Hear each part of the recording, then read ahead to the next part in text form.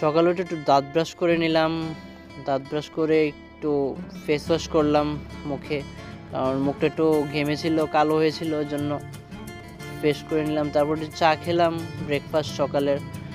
Breakfast করার পর একটু ছাদে গেলাম কাপড়গুলি শুকাতে দেওয়ার জন্য, একটু ভেজা ছিল, কাল রাতে একটু বৃষ্টি হয়েছিল তো তাই শুকাতে দিলাম। তারপর একটু জিম করলাম বাড়িতে, এটা আমার রোজই করা থাকে, ডেইলি, তো একটু করে নিলাম জিম।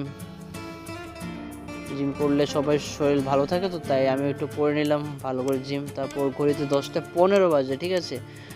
তারপর চললাম কলেজের দিকে, ড্রেস পরে নিলাম, পরে চললাম কলেজের দিকে। কলেজ যাওয়ার পর দেখলাম বন্ধুগুলি বসে রয়েছে, আমার জন্য অপেক্ষা করছে।